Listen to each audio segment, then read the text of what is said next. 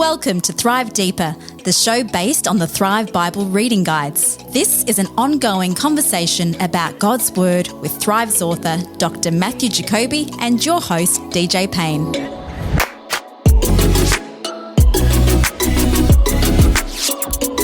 G'day and welcome to Thrive Deeper, episode 117. It is I, your old mate, DJ Payne, and on this fortnight's episode of Thrive Deeper, your favourite Bible podcast. Come on, admit it. Matthew and I sit down and we begin part one of a two-part series on Numbers.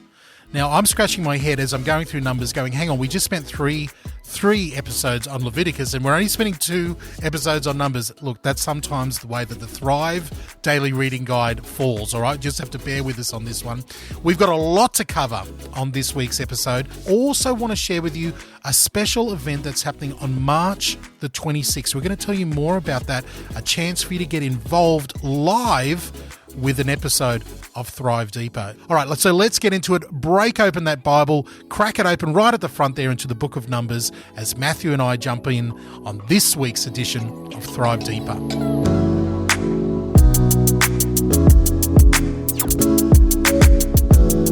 Matthew, I've got an issue here because we've just finished a 3-part series on Leviticus. And a lot of listeners are going, look, I was happy with half a part, half an episode on Leviticus. We dedicated 3 whole episodes on the book of Leviticus.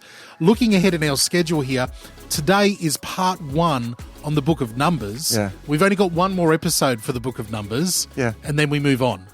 Yeah, I'm fine with that because I like bird's eye view of books. I think is a great way to do it. Actually, I'll let everybody think about this. We've done 2 parts on the book of Leviticus. 3 parts on the book of Leviticus.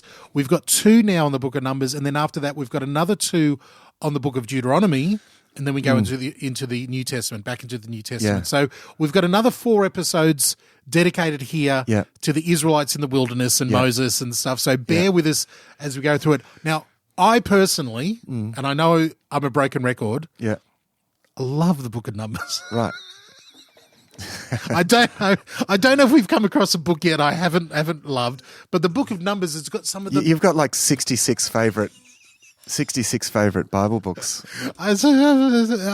Yeah, pretty much. I know. It's a bit of a cliche, but the book of Numbers has got so many exciting stories, so many foundational stories. Yeah, there are. Yeah, that like have repercussions throughout the rest of the Bible. Yeah, they do. Yeah, it's a pity about the boring name, but Numbers.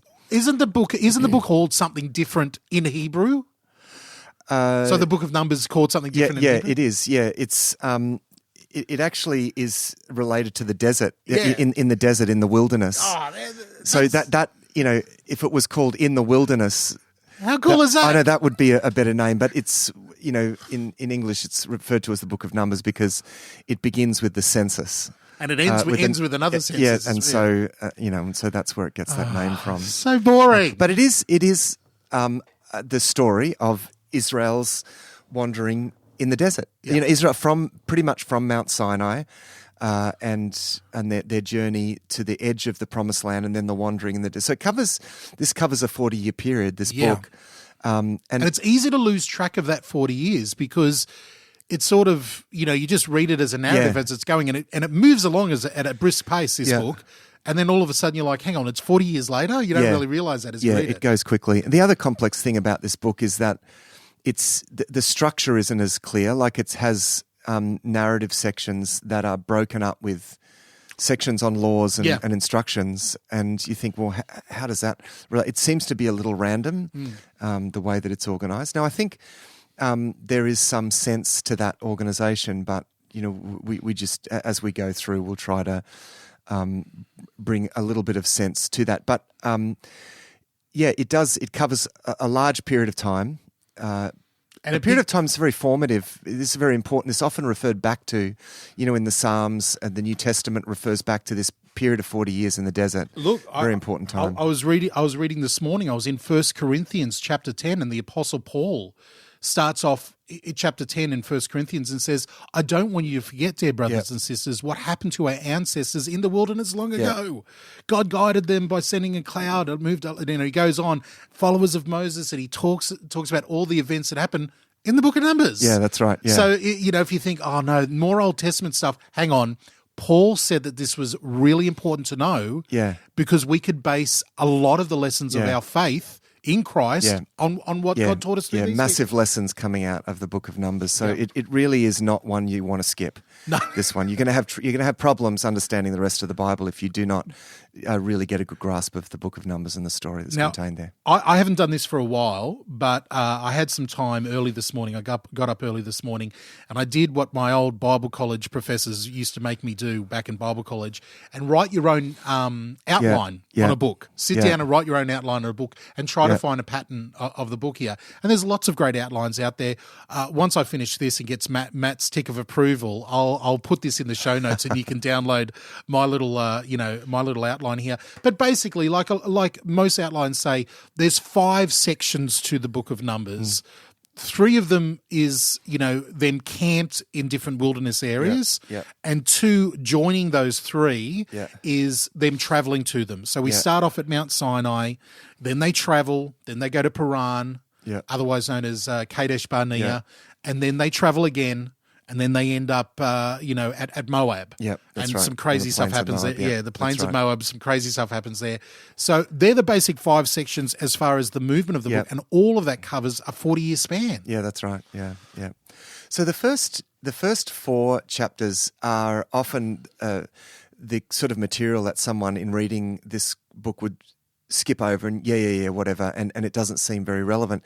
In fact, there's something here that is very, very relevant because it's a very important aspect of the book of Leviticus, the holiness code. Yes. In the book of Leviticus. So one of the key things that we pointed out, just as a reminder in the book of Leviticus, was this axis. Book of Leviticus works with what I've called a vertical axis. Now, it's an axis and a dimension of life that in modern secular society we've largely lost. So a lot of the ideas are unintelligible, actually, to most sort of modern people. This idea of holiness and unholiness, sacred and profane, this is something that's pointed out by scholars of religion, like Mircea Eliade, and I referred to the psychologist Jonathan Haidt, some of his research into human well-being and particularly the religious aspects of that, and his discovery around this whole dimension of experience that is kind of missing from modern people, but which we appear to be really wired for, in a sense. So, and it's tied. And as we said in the book of Leviticus, you've got the holiness and you've got the world of holy, you've got the world of like the profane or where the unholy, but then that's also tied into another axis, like you've mentioned, the pure or the clean and the unclean. Yeah, so that's kind of still up that the clean and the unclean is still on that vertical axis. The horizontal axis I'm talking about is the sort of mundane axis. This is useful or useless. This is good, bad. This is pleasure, pleasant, unpleasant. That's the vertical axis. And the thing is, as these scholars are pointing out, and I think this is something that also the philosopher Charles Taylor, in his analysis of our secular age, it's the book Our Secular Age is the title of his book, very important book actually in philosophy. He they recognise that we live this sort of one-dimensional existence. It's like we live on this horizontal plane, and we're lacking this other whole dimension where it's like nothing's sacred anymore, and yet we have such a strong intuition for this whole, sacred, profane, holy, unclean. It's very much part of our psyche. So what Leviticus is doing is actually wanting to cultivate that sensibility even more, to make people, that whole axis of human experience to actually cultivate that even more, so that people become more sensitive to the issue of clean and unclean, holy and unholy. And because see, often we get rid of that vertical axis. We lose any sense of the holy or we lose any sense of the sacred because we don't want to feel that we're unholy. So, we don't want to feel like we're down, so we get rid of an up. Yeah. And so we lose the whole axis and end up with that flat horizontal plane. It's like the petulant evil child wanting to tear down the toys for everybody because they can't have the toys for themselves. A little bit like that, yeah. It's like, I'm going to ruin it for everybody and myself because, I don't want you to have it. Yeah, that's right. So we've got this modern age that we live in that wants to tear down any thought that there can be a pure or a holy or something sacred because they want to live in the muck and the mire of their own sin and say that that's perfectly fine. Yeah, that's right, yeah. And so... so much of Leviticus is only intelligible really if you understand what's being done. And what's being done is that this sensitivity, this spiritual sensitivity to the holy, to the sacred is being cultivated, right? So we already see this in the book of Exodus when God appeared on the mountain and God said to the people, if you even touch the mountain, you'll die. It's them recognizing this dividing line. And God is not doing this because he wants to push them away. He's actually doing it because he wants to solve a problem, but they have to understand that there is a problem, that there is a separation, that they have become unholy and he is holy.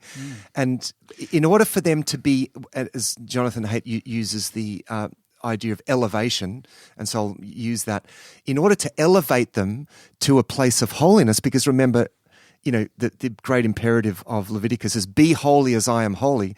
So God wants to elevate them into that place of being holy, into his presence, to dwell with his people, but they need to recognize that they're at the bottom of that axis. And so a sensitivity to that, sensitivity to unholiness, is going to allow them to ascend to that place of holiness. And you touched on it, but you flew past it. And I want to hammer this home a little bit.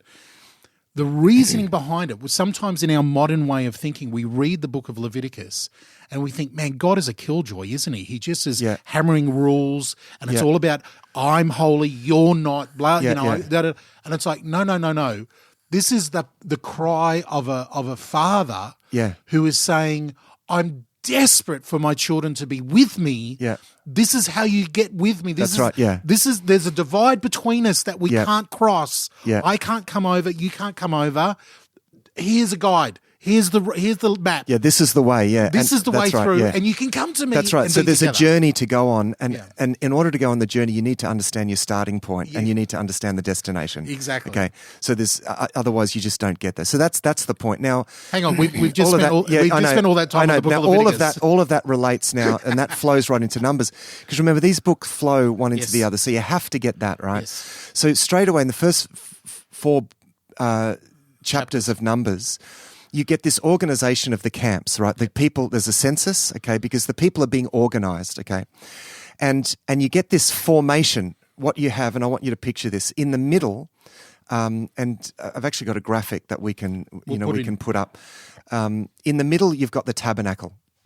Mm-hmm. Now, this is the place where God dwells, and that represents the presence of God. That's the ending of Leviticus. We see that God is dwelling in the middle of the people. That's right. Moses and Aaron are able to go in, and it's all good. Yeah. Like this is right. That God is there. It's all worked. Yeah, that's right. Yeah. So the camps are organized on either of the four sides of the tabernacle. So north, south, east, west. Okay. So you've got a block to the north, block to the south. So imagine like a cross formation, like a round, and the tabernacle is in the middle. Okay.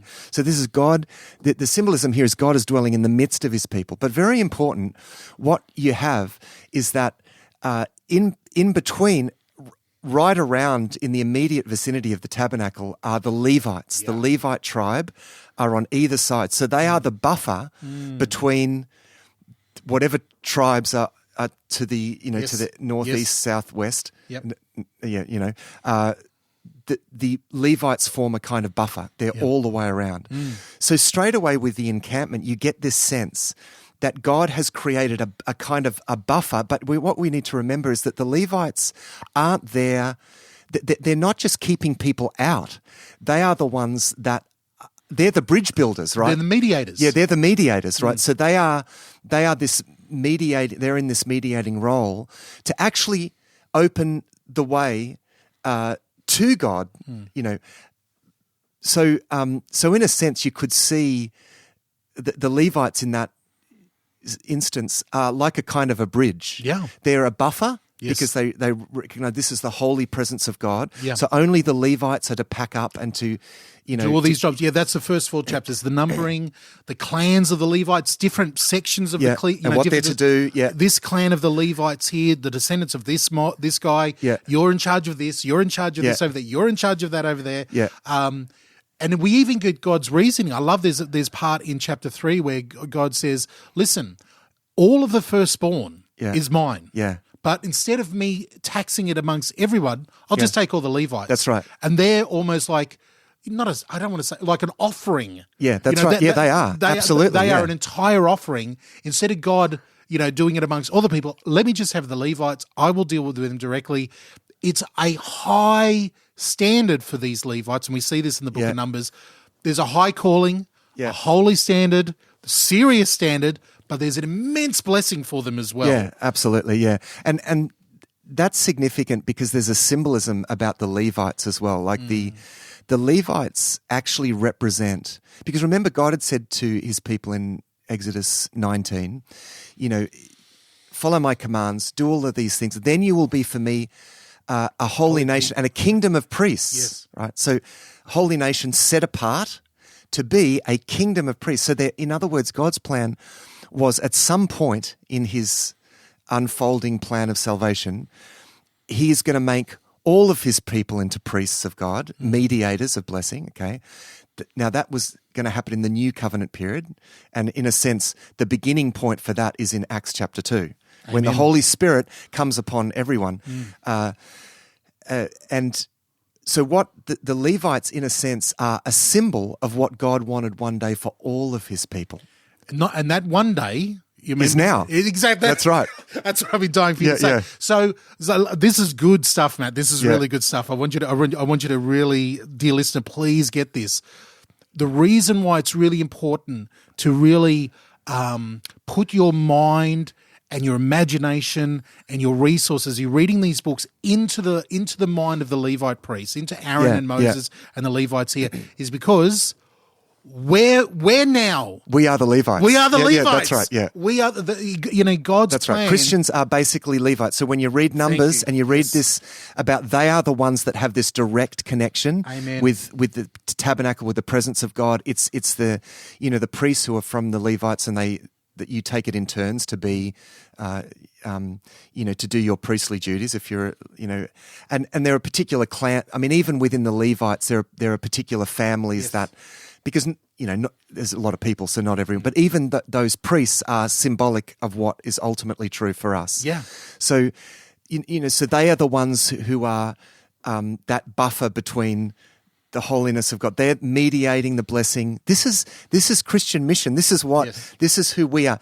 They are the ones of whom God says they will be they are an offering to me. Their lives are an offering to me. Hey, that's what it means to be a Christian. Amen. Amen. And Paul brings us out now, really just a point of clarification in case anybody hears us wrong. We are not saying that the Christian Gentile church, made up of Jews, Gentiles, the entire world, we have not taken the place of the Jewish people. No. We're not, we don't believe that theologically is correct. The Jews, God bless the Jews. God is still dealing with the Jews as a separate people group. He will in the future. Ultimately, we believe he has in the past. He is right now. But now is this age of the church made up of Jew and Gentile together. And that's what we're talking about. That's right. These beautiful stories and true historical records that we have of the Israelites, of the Old Testament, is made for us, as the church to learn what it is that God wants. Wants that's right. So when I read these chapters and I'm imagining the formation, the positioning of the Levites around and the things like, as you say, that God says about them, and they will be mine. They are an offering to me. Even thinking about the the most common of the offerings, which was the burnt offering, which actually represented the individual. You know, the burnt offering, the animal represents the individual being wholly given over to God and being transformed, in the process. So this is such a beautiful picture, I think, that flows right out of Book of Leviticus about the position, really our position. And this is, this is why reading these books is so important, because we're learning about ourselves. This is the charter for what it means to be a Christian, written thousands of years before the time. It's amazing. So in our basic outline, in that first 10 chapters of Numbers, they're still at Mount Sinai. The first 4 chapters deals with the Levites, their clans, their duties, God's reasoning behind what he's doing with them all. And then we have, and I'm just going to fly past here, Matt. You say stop. Well, let me just say something about chapter 5, because it flows straight out of what I just said. I was about to mention that, yeah. So what happens in chapter 5 is that there is this purification of the camp, right? Yeah. It from in a couple of different senses. So first of all of those who are ceremonially unclean. So again, remember, this is meant to ingrain something. Yes. So those with skin diseases and issues of bleeding, anything to do with bleeding, and remember, it wasn't so much these things that made them literally unclean, but these are the things that were reminders to them that we're all unclean. Amen. Yes. So this was to be enacted in the life of the community, continually enacted. So if you had one of these, you go to the outside of the camp. So there's that sense, remember, think of the camp now, you're encamped around that. So you are the furthest away from the tabernacle. You are outside. And then you then need to take that journey back in towards the, and you go through certain purification rituals, and then you're purified after a time. Okay, so there's always ways of being purified. Yes. So now, so there's that. Okay, so all of the purification of the camp. So all of those, and you can imagine this is having an impact, right? And that would have been many people with skin disease and all these things now on the outer of the camp. There's a weekly movement of people going out. Yeah, that's right. And God's it's not that God's shutting them out, but they are being reminded of their unholiness in order that they can be cleansed and come in. So in a sense, it's actually in one sense, and we see this during the life of Jesus, enacted very much. It's those who were on the outer, who were the unclean, that were the closest, because, they were most conscious of their need for salvation. And so they were the ones that really benefited from what Jesus was bringing first. So that's an important perspective. So, and then the other thing that happens in chapter 5 is that they're dealing with issues needing restitution. Yeah. So there's so in my summary here, let me tell. So this is another contaminating element in the camp. Like it's like Jesus says, if you have a problem with your brother, and you're bringing something to the altar, hang on, whoops, just stop there. Yes. Go and sort it out. In the same way as the need for purification, there was this for the ceremonially unclean. Yeah. There was a need for get that right and then come. So right here we see a very important principle that can be so easily lost in these rules, is that God is saying, I want you externally, on the outside, clean. There's superficial things, external day-to-day things enacting. You walk into your house and you walk back into your tent and grandfather's died on the couch there. Well, everything's unclean and you've got to deal with all of that, right?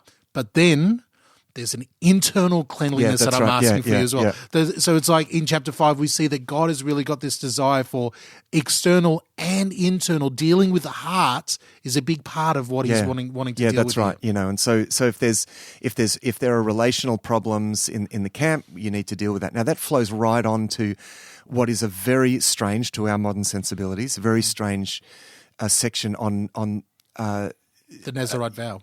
No, actually, the dealing with suspicions of adultery. Oh, yes. Now, if you can imagine, because it's talking in the context of relational issues, if you need to make restitution or whatever, it's dealing with something that, look, in a big community would have been rife, closely knit community could well have been rife, and that was suspicions around adultery. You can imagine how divisive that could have been, and Yes. you're in a nomadic society. You're all living in each other's pockets, and there are suspicions of adultery, and so what this is disturbing for modern readers because it is basically a trial by ordeal, and it's the instruction is if you think that your wife has committed adultery, then bring her I'll just do a crude sum. Bring her to the Judges.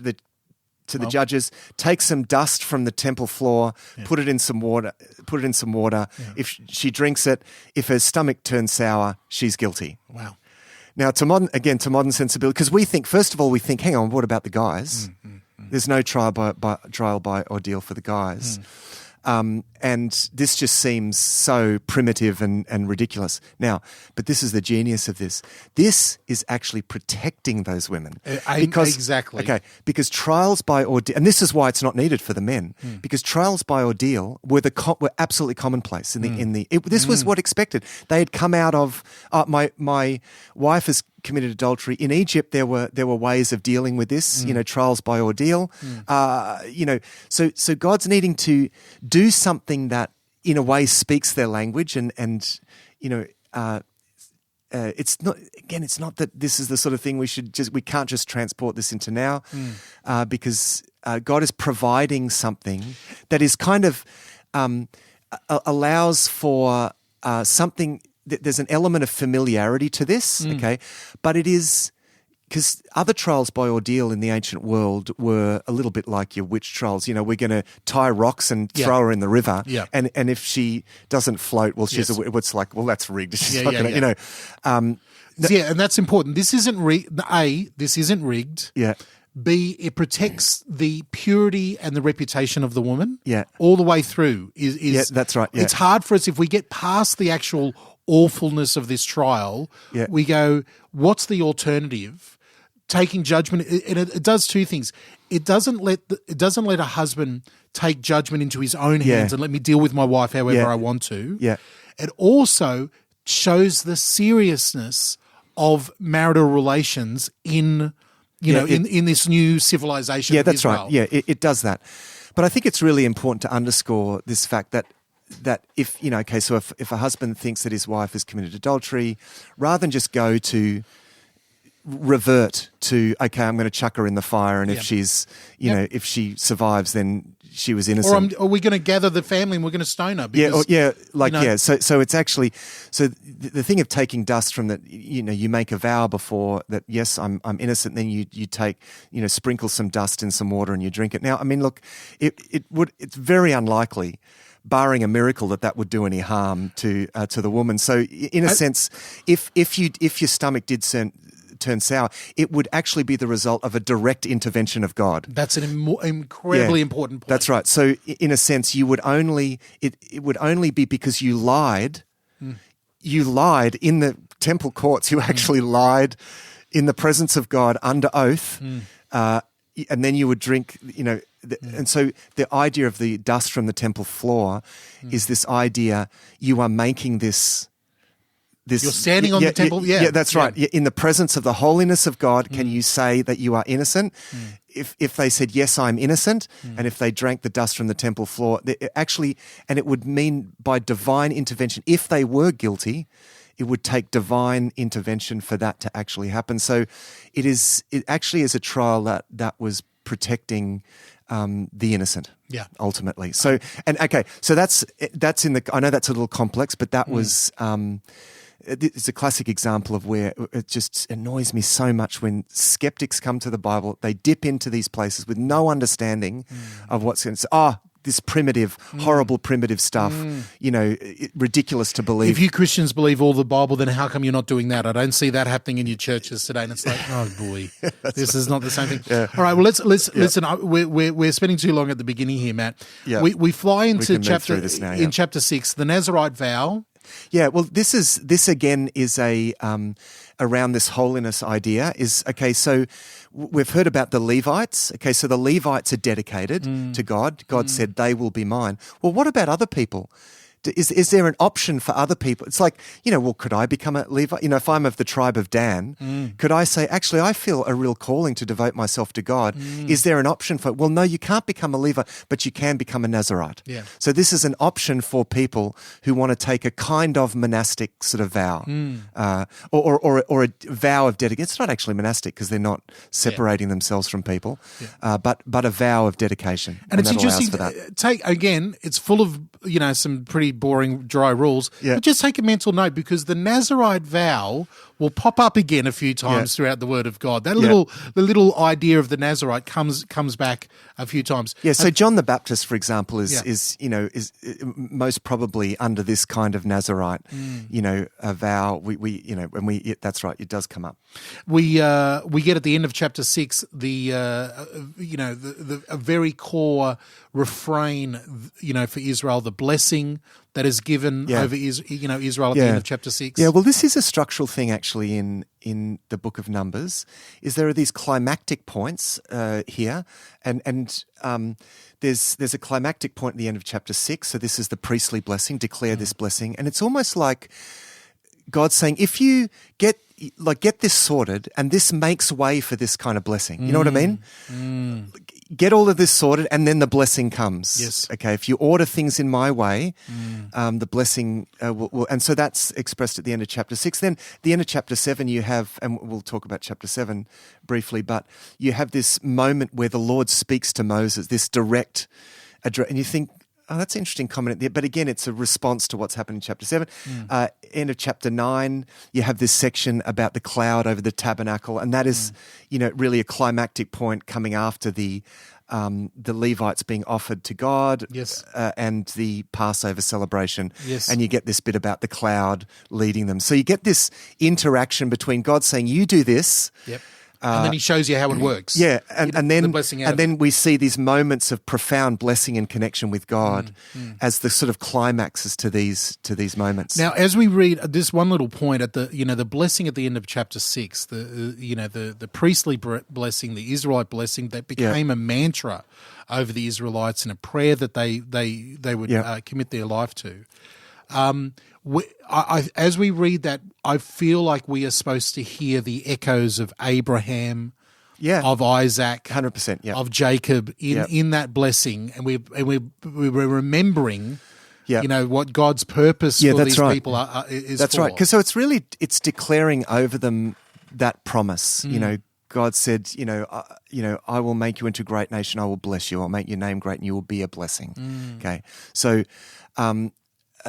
I'll make you into a great nation. They're a great nation, and I will bless you, right? This is declaring this blessing. I will make your name great, or give you a great role amongst the nations. That's the kind of Levite thing, okay? And you will be a blessing. So the Levites here are the ones declaring this blessing. So it's a mediated blessing, because, of course, it's illustrating the capacity or the authority to bless as mediators of God that in the new covenant period, which is now, that we all have. Now let's tie it back to the point that we made before. Figuratively and spiritually, we're the Levites. That's right, yeah. The Christians are the Levites. Yeah, that's right. So this declaring blessing and claiming the promises that Abraham and Isaac and Jacob stood in, and Moses has been given, and the Israelites have been given, very purposely, we can stand in that blessing as well and say, we are the fulfillment of this. Yeah, that's right. And in the New Testament, really, the preaching of the gospel was actually this. Yeah. This, may the Lord bless you and keep you. The Lord make his face shine upon you and be gracious to you. The Lord turn his face towards you and give you peace. In a sense, when we see the apostles go out, this is the message of the gospel that they're taking, is that the Lord has blessed us. And it's been fulfilled in Jesus Christ. The Lord has made his face shine favorably. We have the favor of God. You Gentiles, everyone, we have the favor of God now because of what he's done. There is grace for us in Jesus' name. The Lord turn his face. Well, he has. The Lord has come to us in Jesus Christ, and he has given us peace. So the proclamation of the gospel and our, us humbly bearing witness and sharing the good news of Jesus is essentially fulfilling this role, this Levite role of sharing the blessing, mediating that blessing. Oh, we could spend a long time just on that. All right, let's take a quick break. We've got something really important we want to tell you. We want you to circle a day on the calendar and get involved with this. We're just getting started here in the book of Numbers, so bear with us. We'll be back in just a moment here on Thrive Deeper.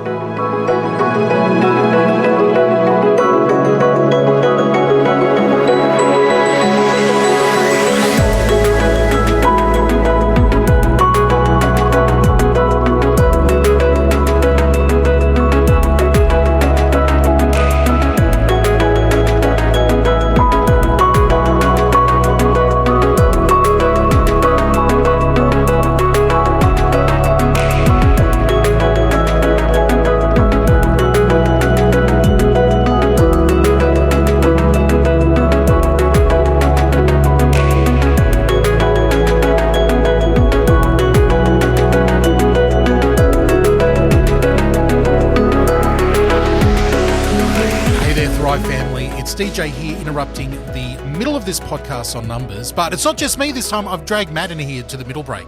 You have. I don't know what to do. Well, you just follow my lead, Matt. Okay, I'm telling everybody the reason why I've brought you in here is because on Friday, the 26th of March, we don't have an exact time yet. We're going to release that. We're asking all of our new Thrive supporters, those who are part of the Thrive supporters group, to jump on Facebook, and we're going to be doing a live video question and answer time. Yeah. Good. Sounds great. It sounds great. Okay. So is there... I love the challenge of live questions coming through. Like, let's see what we can do with this. Are you putting everything on the table? Everything's on the table. So ask anything. You got a question about anything, this is your chance. If you've ever wanted to ask Matt a question, it's really simple. All you need to do is make sure you're part of the Thrive supporters group. And the way that you do that is by heading over to thrivetoday.tv and becoming a financial supporter. We're not really, Matt, we're not really good at asking for money. No, these I'm days. terrible. You're terrible at it. I don't even go there. I know, you don't even want to go there. We all feel a bit embarrassed about it. But the point is this actually costs money to put out there. The Thrive podcast that we do, Thrive Deeper, Thrive Perspectives, the Thrive website, the Thrive books that are published, it all costs money. Wish we could just do it for free and everything would be fine. But you know what? This is an amazing chance for you to step in and partner with us. And for as little as $5 a month, you can do that, as a monthly subscription. You can do that as a one-off hit, whatever you want to do. We add you into the Thrive group on Facebook. And coming up in the next few months, kicking off at the end of this month, I'm going to be dragging Matthew onto Facebook, and we're going to be doing some stuff together. Matt, I know how much you love Facebook. Yeah. Look, but we're going to make it work. Okay, can people put questions in beforehand in that group in case they can't get there live? Exactly. You can put questions in beforehand and then you can watch a video. Great point, Matt. You can add questions in. We're going to be, this is all new. We really want to give our financial supporters a way to interact with Matt and I in a whole new way. So we're changing things up with what we're doing on Facebook. So Friday, the 26th of March, become a financial supporter by then, and we're going to make sure you're in the group for this live Q&A and ask Matthew some curly questions. Love it. Let's get back into the book of Numbers here on Thrive Deeper.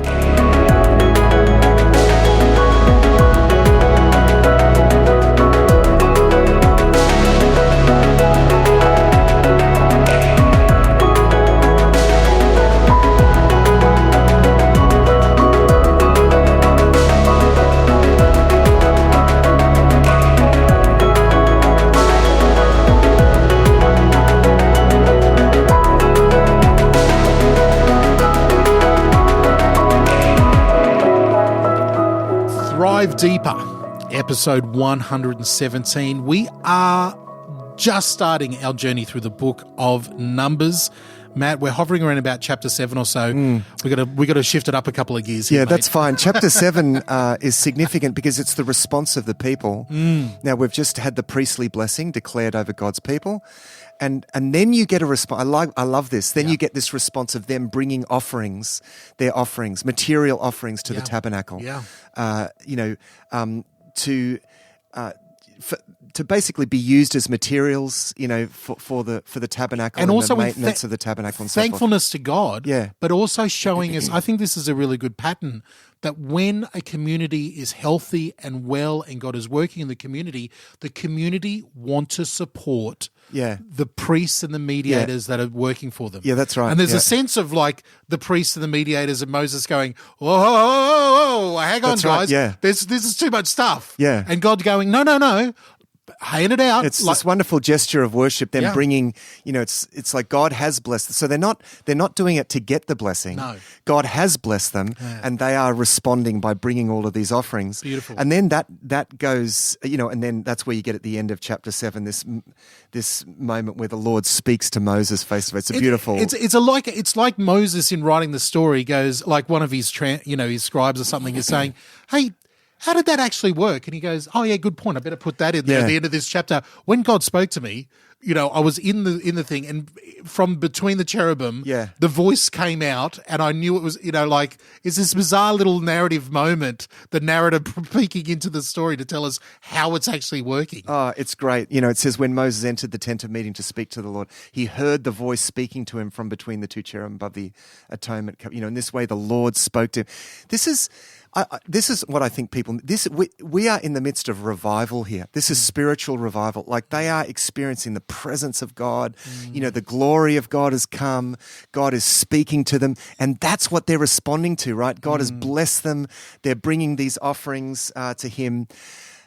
It's really, this is an amazing moment. Well, not to cast a shadow, but there is a shadow looming. There's a dark cloud on the horizon. There is a shadow looming. Now, as an extension to the bringing of offerings, of course, is that the Levites are then offered to God. Yes. So it's not only people bringing things, but the Levites then are offering themselves. Yeah, they're consecrated, cleansed, and given to God.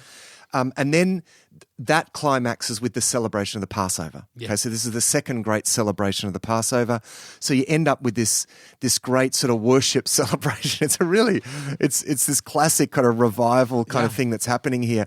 They're celebrating the Passover together, and then you get the climactic point of that is this bit about the cloud that guides them.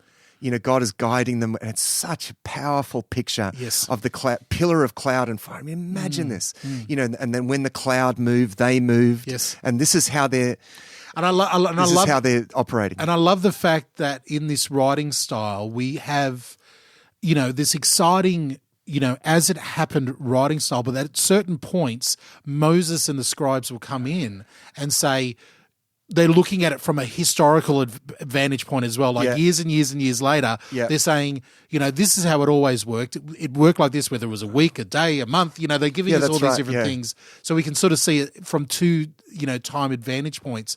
Yeah. And then we get this. As you're thinking through this, going, okay, you've got all these thousands and thousands and thousands of people in the encampments. God starts moving a cloud of fire. Okay, how does this work? Okay. We got a communication system. Make some silver trumpets.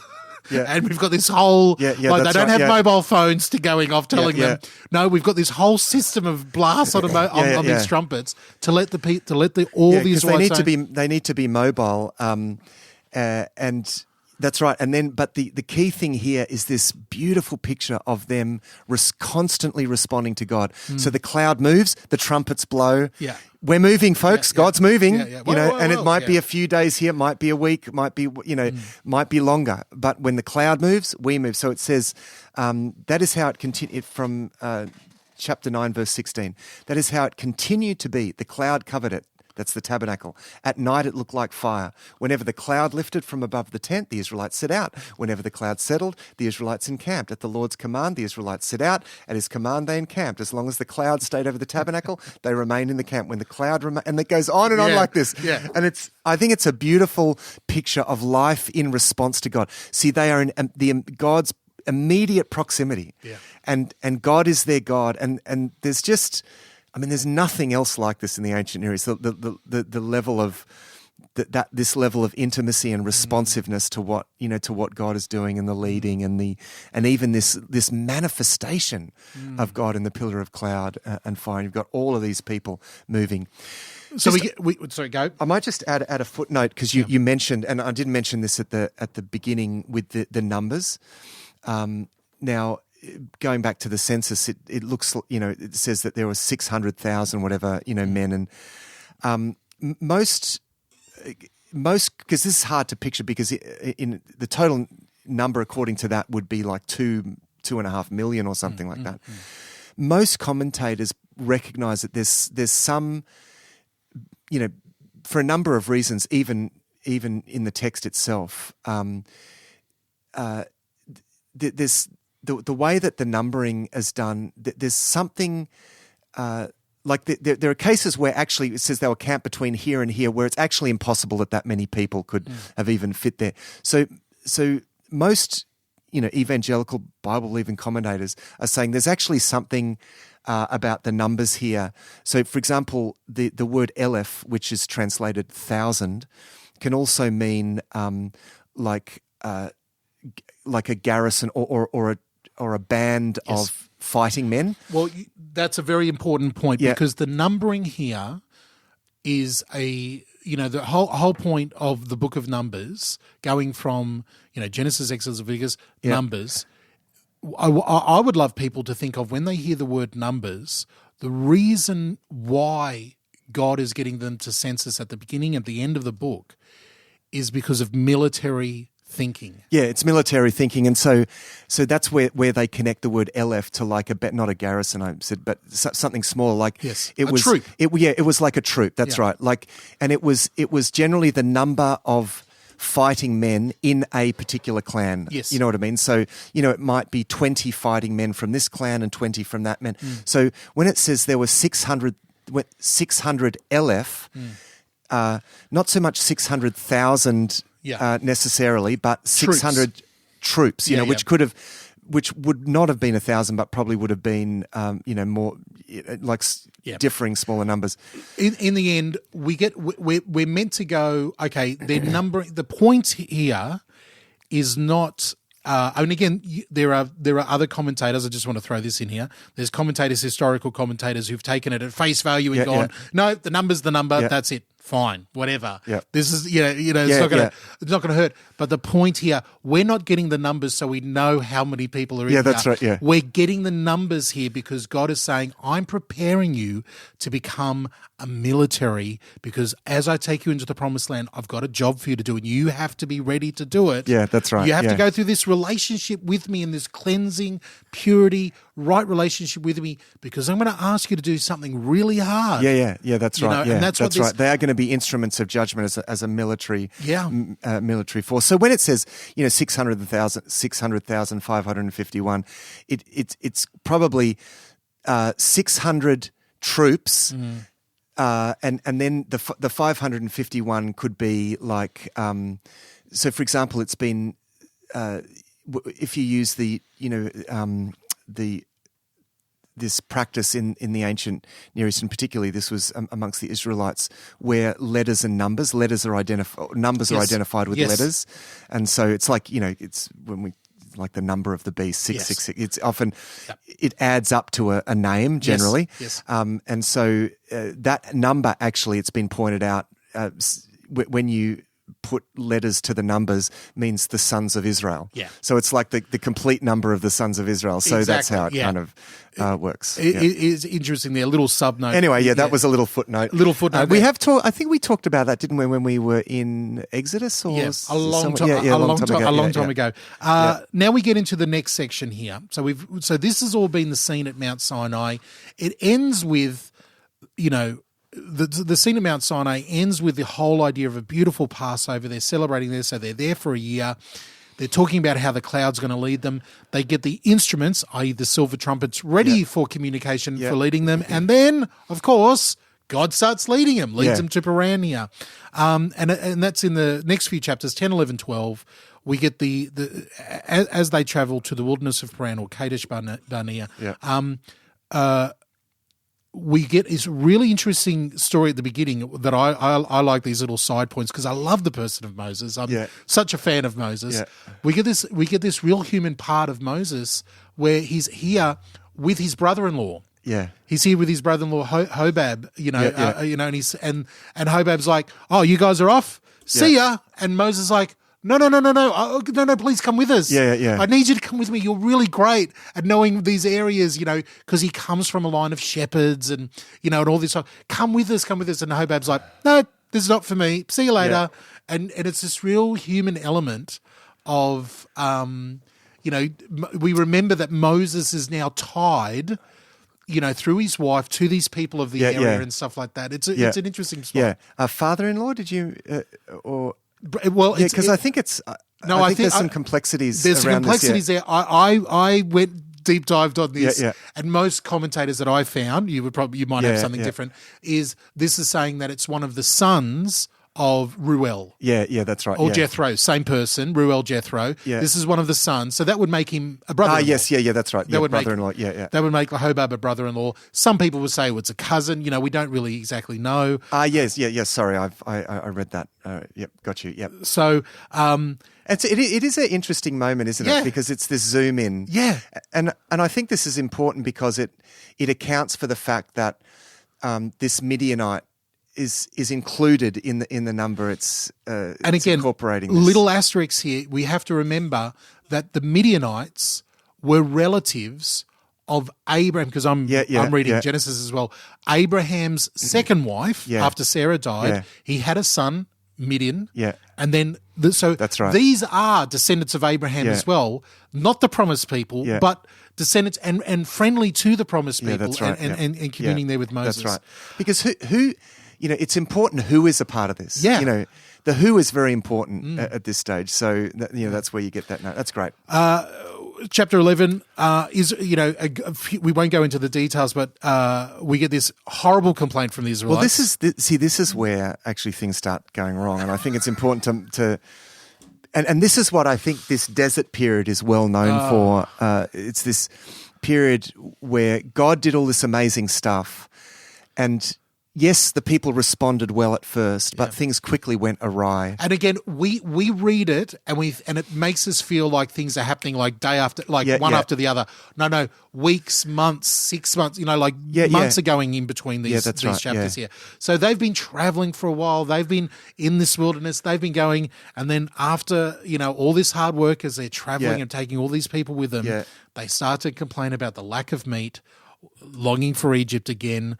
That and then we get this awful follow-on effect where they're all complaining to Moses, and Moses falls down in front of God and is like, and then Moses is complaining to God, what have you been asking me to do here, Lord? I can't do this. And then God has this great response. All right, you want meat? I'll give you meat. Yeah. You're going to eat so much meat, it's going to come out of your nose. That's right. Yeah. Yeah, it's now we get the struggle of the people to trust and and initially it's interesting to note that on that first complaint, now the people complained about their hardships in the hearing of the Lord, and when he heard them his anger was aroused. It's not like God was just close enough, or they were close enough to the tabernacle to be overheard by God. No. The sense is, no, God hears everything. Yes. It's just a reminder. God hears everything. So you can complain, but God's onto you. And initially, fire comes from the presence of the Lord, and they're burnt up. And you think, oh, man, this is the thing I think that we struggle with this. But again, remember, this is establishing something. This is the infancy of the nation. And the one thing that they have to get is that God is holy, right? God is encamped in the midst of you. So your whinging is actually it's like a contamination of this holy people. But it's also like this trust. There's a massive trust factor here and faith factor for them. Yeah. That even when they see that, they keep complaining. Moses, even though his complaint is quite bitter and sour, he does the right thing and complains to God. He goes directly to the source and says, listen, I cannot handle this. And God's like, leave it with me. Well, that's a good point. And in fact, we should make the distinction, I think, between grumbling against God and complaining to God. Because complaint to God in the Psalms is put forward as a expression of faith. Yeah. So there was always the opportunity, as with Moses, like, you can complain, but come and talk to me about this. Yeah. I often said, complaint like grumbling is what you do when you're walking away from God. Yes. Complaint is what you do when you come Approaching- to God. I like you know. it. I like it. So complaint is absolutely legitimate, in that sense. But this is grumbling. This is them whinging. This is the cynics. This is not work. This is It's a lack of faith. walking away from God. It's a lack of trust. Yeah. It's turning your back on this. Yeah. I mean, God is establishing a relationship here. Yeah. And he's asking them to trust him and to really put their lives in their hands. Yeah. And they're basically saying, no, we Yeah, want to, yeah. and it's, mate, like, Yeah. I just, it's so, this is where we get the big, the cracks are beginning to show. Yeah. Oh, yeah, definitely. In the generation of the Israelites. That's right. Well, in fact, there's a sequence now of, Yes. of problems, right? Yes. Pretty much from this point. So from chapter 11, you get the grumbling of the people. God answers them, sends quail amongst them. So God is faithful here. But then chapter 12, you get Aaron and Miriam. This is the inner circle, right? This is cracks in the inner circle here. This is Moses, and it's important to remember here, this is Moses' own siblings. Yeah, that's right. Yeah. Miriam is the big sister who was in the Nile, Yeah. making sure the baby Moses was, going in the that's right right, space. yeah. This is Miriam, who's a prophetess, Yeah. who sings before the Lord and that's right. leads the people. Yeah. She's seen, and Moses and Aaron and Miriam are seen as the Yeah. close to God. Yeah, that's right. Yeah. They're way up there. Now, there's two factors here, and there's been so many different commentaries around what's actually going on here. Aaron's the older brother as well. You've got to remember that. And there's this, Moses there. Moses is getting a lot of attention, but we're given a reason that, and I'll tell you what I believe. It'd be interesting to see what you're saying. Obviously, Zipporah, Moses' first wife, who was a Midianite, at some point. We don't read about it here. It could be one of the reasons why Hobab, the brother-in-law, was there. She's passed away. Yeah. And now Moses takes another wife who's a Cushite. Yeah. Now the Cushite is most probably an Ethiopian or someone from south of Egypt. That's what I've understood. Yeah. Yeah. Darker skinned person. Now, is this racism? We don't know. Is it? That's interesting. Yeah. Yeah. Is it? But is it Miriam and Aaron complaining about the attention that their brother has gotten? Yeah. And they're sort of, you feel a sense of jealousy, but you also feel a sense of excuse of pointing to this outsider woman that Moses has taken into the camp. Yeah.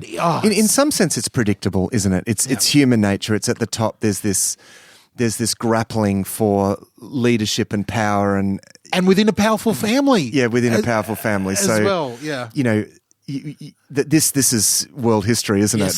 The grappling, the power struggles, even between siblings at the top levels of society. And so you have this. Yeah, we know from personal. If you've got a sibling, you know that there's nobody else in the world that you love more and would die 1,000 deaths for, but there's nobody else that you can fight with better, and point out the foibles. So for whatever reason, Miriam and Aaron are leading like a sedition against Moses. Yep.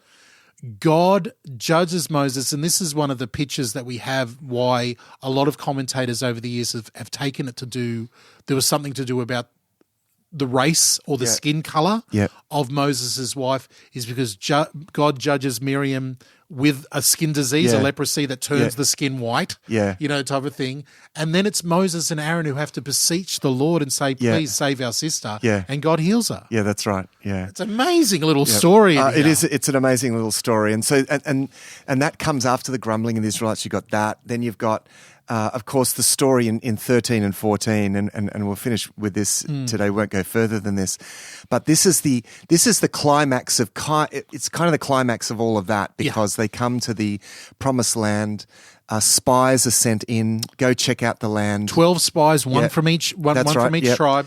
They go into the land to see, and yes, it's as good as it was promised. It's even better, guys. It's even better, right? They come back with grapes.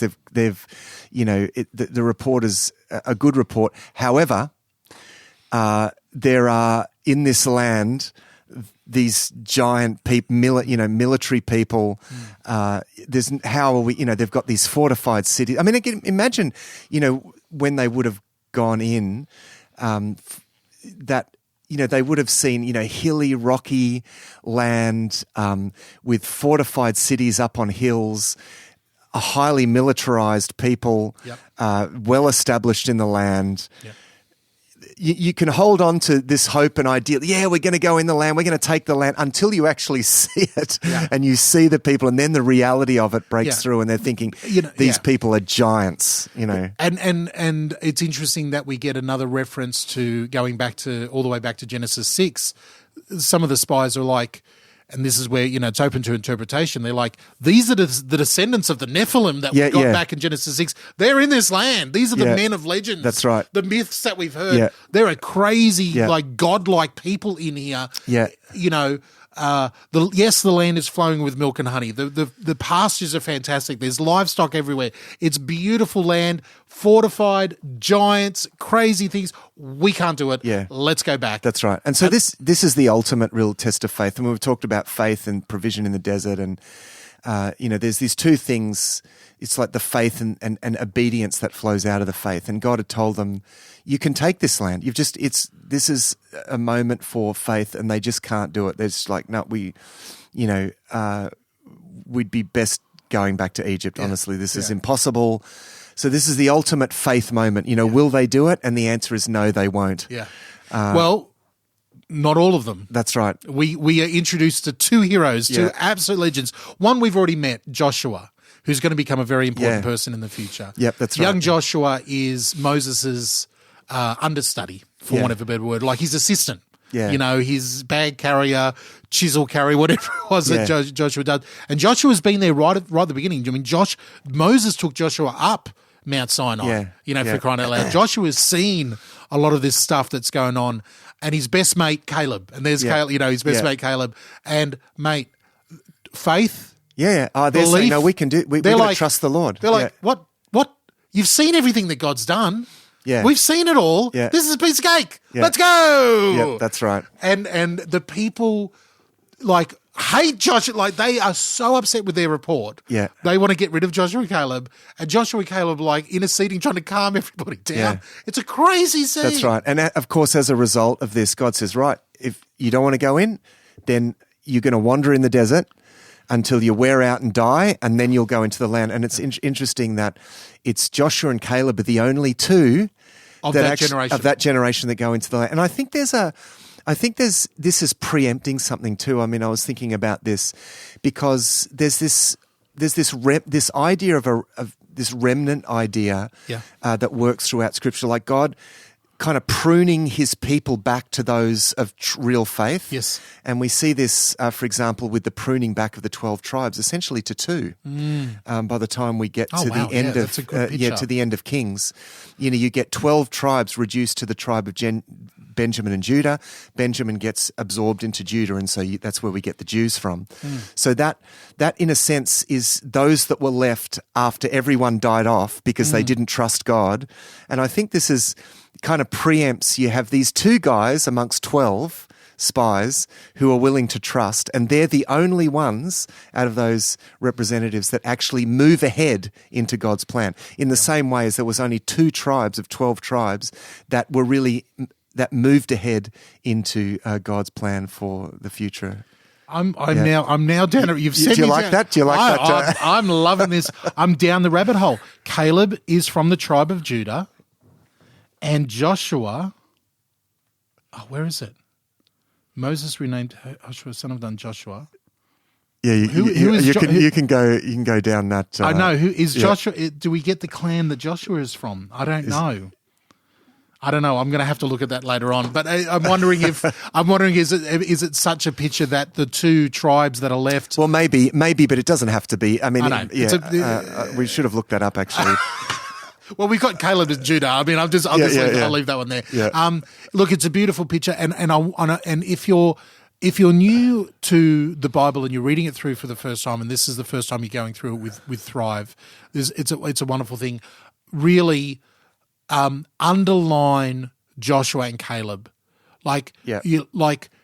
I want to really put asterisks and gold stars over their name. You are being introduced to these two guys because they're important, and you're being introduced to what it really means to be a man of faith. Yeah, yeah. You know, and I say man, a man or a woman of faith, a person of faith. In this, their attitude and their you know, their joyous belief in God. Yeah. You know, is just absolutely glorious to witness. Yeah. A Tribe of Ephraim. I just looked it up. No. Okay. All right. As I said, I don't think it needs that. I mean, but I think that there is a significance to that, because this is how it's going to work now. Like the whole nation is called, and yet there is this sense that this is whittled down as we go forward in time. You know, God is constantly, whittling things down, and we get this idea. We get to the story of Gideon. Gideon has this big army, and God says, "No, that's too many. I want to whittle it down." And he gets down to, what is it, 300 or 600 or something, and it's like, well, I'll just work with these. It's like God doesn't need many; He just needs a faithful few. That's all. And so we get this. We get Joshua and Caleb as representing that faithful, this faithful remnant. So the other aspect for this, Matt, and it's been pointed out in a few different places, and I think the book of Numbers really testifies to this, is that God's giving us commands. God's giving us, asking of us, rules, regulations, however we want to see it, in order to have a relationship with that's Him. Right. But He respects our decision. We are totally free to choose whatever we want. Yeah. And He will honor that decision. That decision might come with judgment. It might come with death. Yeah. It might come with separation from God, but He will never force us that's right. into a relationship with Him. That's right. I think that's a great thought to finish on, because honestly, at the end of the day, God does everything. God makes a way. He makes provision. He builds the bridge, gives us access. But at the end of the day, we've been given the right to self-determine, in a very important sense. Okay, so at the end of the day, we have to respond, and it's not. And you see this throughout Scripture. It's like God provides the way, God provides the blessing. It's like, you can step into this, but will you? And the key issue, and it's so graphically portrayed here, on the cusp of the promised land. Here is the promised land. Who's willing to go in? Only two. And the fact that even their effect, they don't get to go through until that whole generation dies off. So they're held back by the majority, and yet they still, that they are still ultimately able to go through. So, the lack of faith of everyone does affect them, and yet they experience the promised land. And so it's important here. If you haven't read before, we just better reiterate exactly what happened. Because of the awful rebellion and unfaithfulness of the Israelites, with the reports of the spies, God judges all of them. 40 and over, you will die. You will not enter. You've made the decision. Fine. Except for my two faithful guys over here in their households, they're good. But everybody 40 and older are going to die in the wilderness. I'm going to let you wander around the wilderness for as long as it takes, and then your children who are younger. Yeah, that's right. Yep. We didn't mention that. The next generation, they will go in. Yeah. Because I'm not holding your sin against them. Yeah. Is it 40-year-old or 20-year-old? It's 40. Yeah, I think it's 40 and older. Yeah, I think so, yeah. I think so. You're going to be judged of, and then anybody younger than that, they're going to go into the promised land. Yeah, that's right. Yeah. So, God's promise is to this people, and it's like, well, I'm committed to this people, but if this generation doesn't want to go in, that's, except for Caleb and Joshua, that's fine. You wander in the desert, and it's the younger people that go in. And I just think this puts, and this is the lesson that's drawn out from this later on in Scripture, Psalm 95, today if you hear His voice, do not harden your hearts as you did in the desert. in God, because God said to them, "You shall never enter my rest." Like, they didn't enter in because they wouldn't respond to God. And at the end of the day, we can find ourselves wandering in the desert, in a sense, in a metaphorical sense, going round and round in circles, like they literally did go round and round in circles in the desert, the Israelites, for 40 years. That 40 years kind of stands for a generation, because they wouldn't enter. They wouldn't take that step of faith. There is always the opportunity for us. It's like, if you feel like you're wandering in the desert, think to yourself, what is the last thing that God asked me to do that I didn't respond to? Like, go back to that. And it's like, because at the end of the day, it's not that you earn God's favor, but you actually do need to respond to it in faith. And I think there's a challenge for us here to be mindful of the decision that we're making. Is God speaking to me? Am I responding to God? Because that's how we move forwards.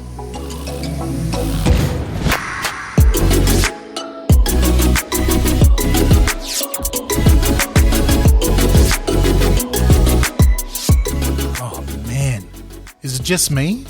Or are you feeling convicted as well? Matthew there challenging us.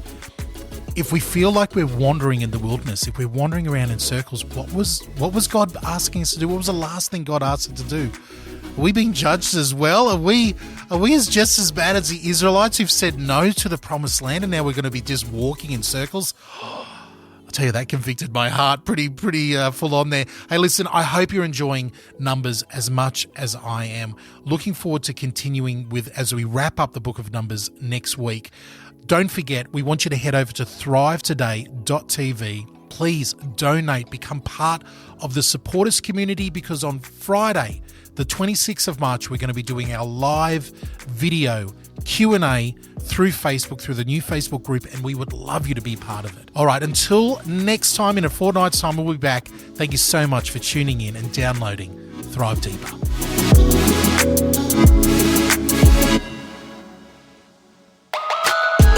Thanks for listening to this episode of Thrive Deeper. Matthew and DJ really appreciate the questions and thoughts about what you're reading in the Bible as you go through it with Thrive. Our home on the internet is thrivetoday.tv. You can contact us, ask questions, see all of our resources and much more at our website, thrivetoday.tv. The Thrive Today Network is on Facebook. Our Facebook page and links to our community groups are waiting for you. Just search and like Thrive Today page in Facebook now. Visit ratethispodcast.com/Thrive Deeper. If you appreciate what we do and want to help us reach more people, go to ratethispodcast.com/Thrive Deeper. Until next time, our prayer is that these shows will inspire you to go deeper into God's Word and thrive. This was another DJP.FM production.